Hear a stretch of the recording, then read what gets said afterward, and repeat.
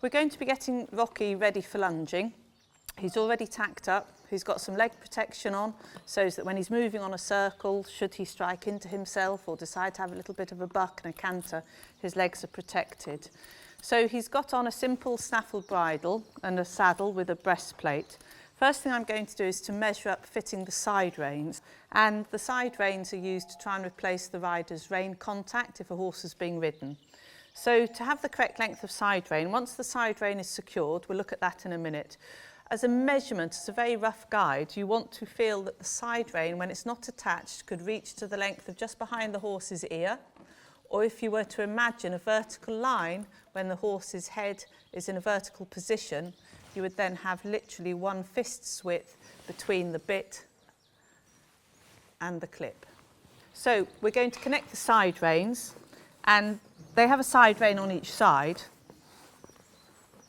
And what I've done is I've put the side rein so it goes above the buckle guard.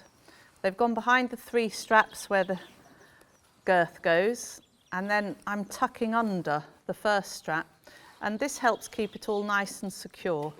So as I said, you want the strap of the side rein to go above the buckle guard, and you can see that's nice and secure. If, however, the girth is long and the buckle guard is high, then you may find you need to still fit the side rein a little bit lower. So there, the side rein's attached and it's secured because it's fed under all of the straps. So we then clip the side rein so it's out of the way. Next thing to do is to secure the stirrup iron. If we leave the stirrup iron as it is, there's a danger it'll bang and flap, and before we know it, the stirrup iron will run down, and then the horse will have a good excuse to take fright. So we run the stirrup up as we would normally. We then thread the leather through itself into a bit of a S shape, and then take the spare tab of stirrup and tuck it through the strap. And you can see that's nice and secure. So the stirrups are secure, they're not going to come down. The side reins have been measured to fit him. So the next thing we're going to do is to fit the lunge cavesson. I've got him in a simple snaffle bridle. I've removed the noseband because that really isn't practical to lunge with the noseband on with a cavesson. Everything gets in the way. And when we go to fit a cavesson, it's important to make sure that you roughly measure the approximate length of the cavesson against the horse's head. And I'm hoping he's going to lower his head for me gently as I try and apply the cavesson on over the horse's ears gently on top of the bridle.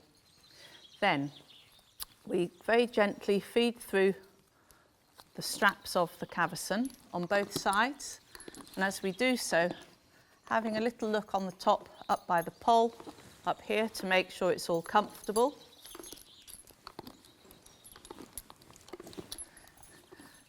And then we loosely connect the buckles, and then we now look to adjust the fit. So we have to make sure that this buckle here isn't going to press against this little bony projection, to make sure that when the horse is being lunged, it's not allowed to actually contact and risk making a horse sore. And then doing up the straps, we want the jowl strap to be tight enough so that it's going to help keep the side cheek of the cavesson in place when the horse is lunging on a circle. Good boy. But not overly tight. So the pressure I've got it now, where I can still fit a couple of fingers under it, is correct. So we do this to make sure that the tension is quite firm, and that helps prevent this strap on the other side sliding forwards when he's being lunged. We then tighten the strap that goes round his nose, and then have a good look and make sure everything is tucked in safely.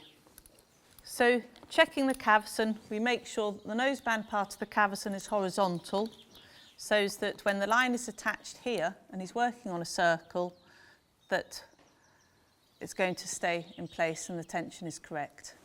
So the next thing we do is get the lunge line, because I need to secure him as I'm now going to tie up the reins to make sure that they're connected properly. Okay, good boy. So what I'll be doing is twisting the reins.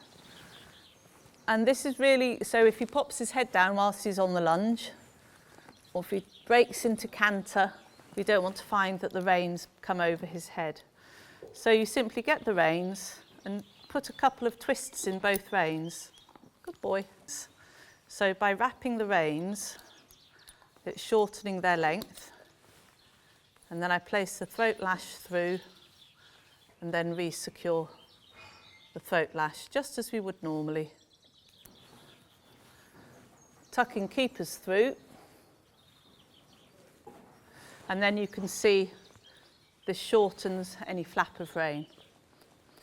So all I need now is to get my gloves and my lunge whip, and then we're ready to lunge.